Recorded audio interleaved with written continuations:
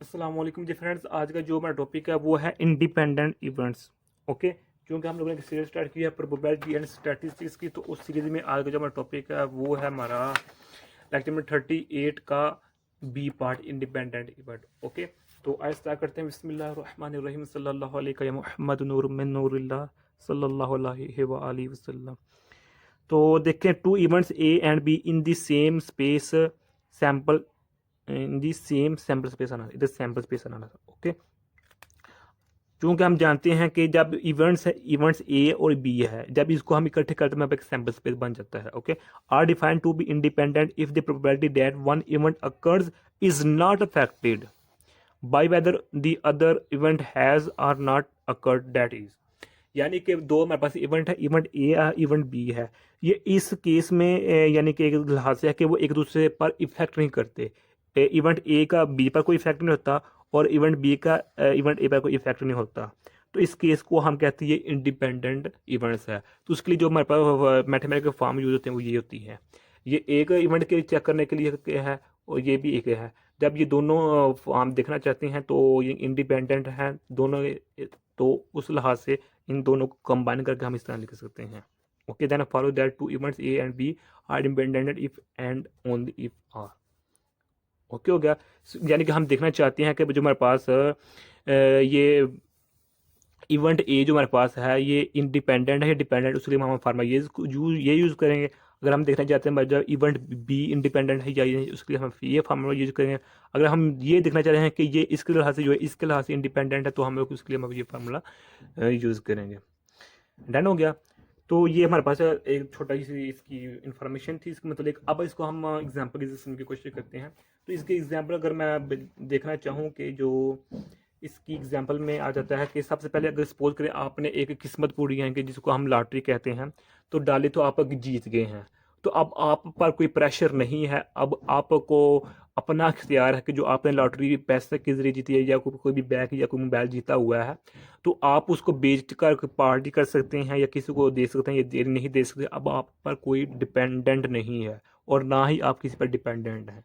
तो ये एक एग्जांपल होगी किसकी, इंडिपेंडेंट इवेंट्स की। ये एक है ना जो एग्जांपल होगी। इसलिए इसके अलावा हमें और कोई एग्जांपल लेते हैं। सपोज करें एक हमारे पास कॉइन है, सिक्का है, उसका एक साइड पर क्या होता है, हेड होता है, दूसरी साइड पर टेल होती है। जब उसको हम टॉस करते हैं तो हमें ये नहीं पता कि हेड आएगा या टेल आएगा। ये भी हो सकता है कि हेड आ जाए, ये भी हो सकता है कि टेल आ जाए। तो इसलिए एक दूसरे पर क्या है, इंडिपेंडेंट है। तो यानी कि हेड और टेल होती हैं, तो इसलिए हम 1/2 चांसेस होते हैं, यानी कि 0.5 चांसेस होते हैं कि हमारे पास हेड आएगा या टेल आएगी। ओके, सिमिलरली अगर हम बात करें कि हमारे पास लूडो है, जो डाई है, तो उसमें हम जानते हैं कि 6 साइडेड होती हैं, 6 साइडेड होती हैं। तो 6 पॉइंट साइड्स होती हैं, उसमें एक तरफ 1 पॉइंट होता है, दूसरी साइड पर 2 पॉइंट होते हैं, तीसरी साइड पर 3 पॉइंट होते हैं, इसी तरह होते हैं।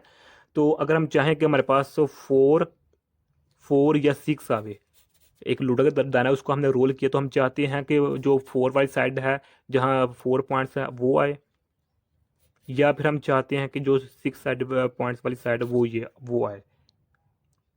ओके, तो अब जब हम डाई को रोल करेंगे, अब ये नहीं होगा कि हमारे पास वो 4 ही आए। हो सकता है वो तो 1 आ जाए, हो सकता है वो 2 आ जाए, वो हो सकता है वो 3 वाले पॉइंट्स वाली साइड आ जाए, हो सकता है वो 5 पॉइंट्स वाली साइड आ जाए।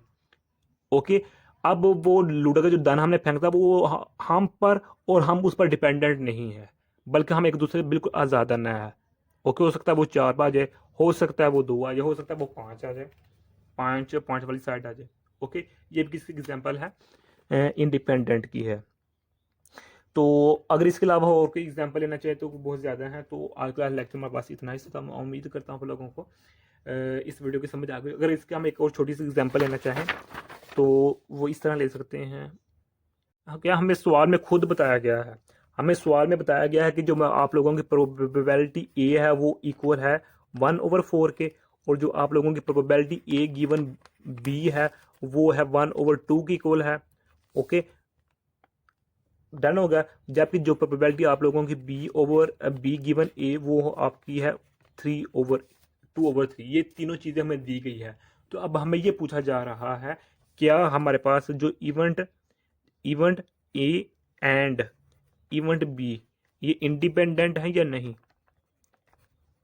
इंडिपेंडेंट इंडिपेंडेंट, ये हमसे सवाल पूछा जा रहा है कि जो इवेंट ए और इवेंट जो इसमें बी है, ये तीनों चीज़ों में जो हम आप लोगों को गिवन है, क्या इसको देखकर आप लोगों को लगता है कि जो इवेंट ए और इवेंट बी है वो इंडिपेंडेंट है या नहीं? तो इस चीज़ को चेक करने के लिए हम, चूंकि हमने पहले स्टडी किया हुआ है कि अगर हमें इस चीज़ को स्टडी करना है, इस चीज़ को देखना है, तो हम क्या यूज़ करेंगे, हम ये फार्मूला यूज़ कर लेते हैं या ये यूज़ कर लेते हैं। ओके, तो हम फार्मूला यूज़ कर लेते हैं, वो फार्मूला यूज़ कर लेते हैं कि देखिए हमारे पास फार्मूला क्या है, प्रोबेबिलिटी ए गिवन, ये किसके इक्वल है, प्रोबेबिलिटी ए के। तो हमें क्या कहा जा रहा है, event A and event B एक दूसरे के इक्वल हैं या नहीं, हमें ये पूछा जा रहा है।